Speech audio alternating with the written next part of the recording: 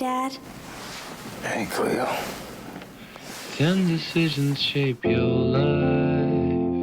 You'll be aware of 5 about 7 ways to go through school. I need you to take Cleo. You noticed all When are you coming back? I don't know.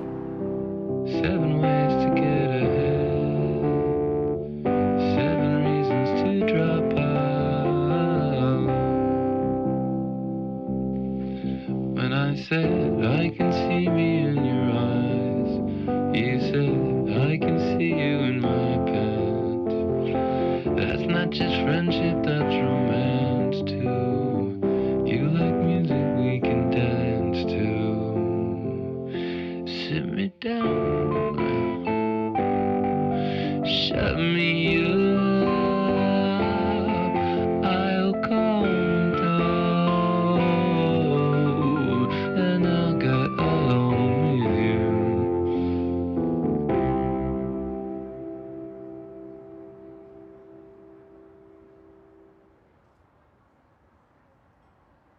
So, Stephen Dorff. Somewhere, tell me a little bit about how you got the role and working with Sofia Coppola, how that all went down.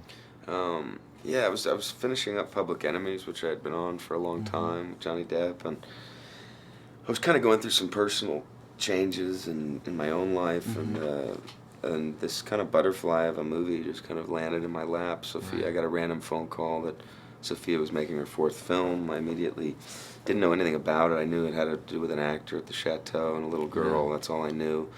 And a few weeks later, I got sent the script. Then the next thing I knew, I was on a plane to Paris, and me and Sofia had this kind of lovely week where we just kind of met, coffee, dinners. She was, I'm sure, observing me. I was asking her questions, and at the end of that week, she gave me the role. You know.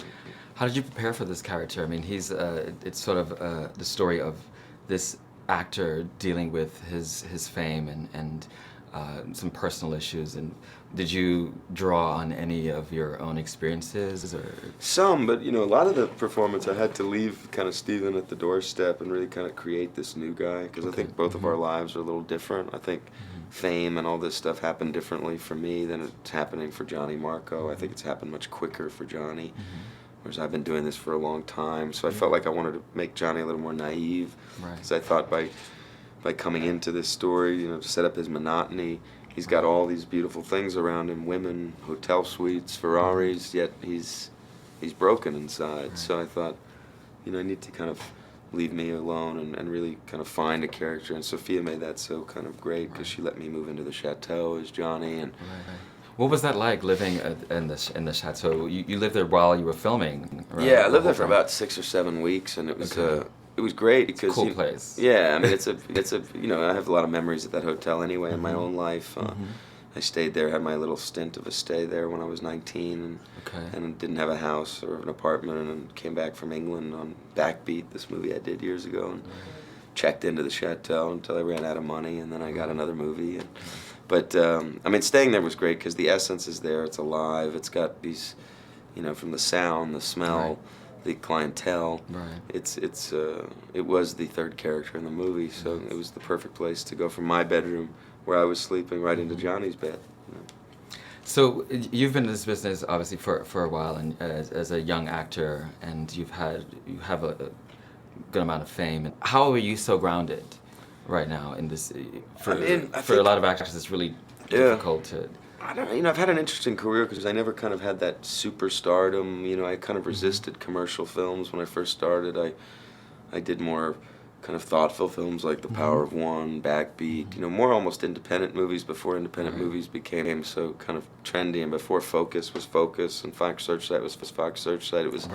I made movies like I Shot Andy Warhol. My interest was really more into art films and steering away. And then as I got older, I did Blade, and then I kind of realized, well, there's two different kinds of, there's different kinds of movie audiences. So I tried to make movies for everyone. And but I think I credit my family that's kept me from going over the edge, because there are times where we all feel like, and I do credit that I had a good family, and maybe that's why they're there's never been that true Hollywood story, or you've read about me being arrested, because I think I've always had that inner voice, and my mom almost To stay is grounded. protecting me, I think. Right. So, Great. Thank you. Thank you. All right. thanks, man. Thanks. All right, bud. So quick.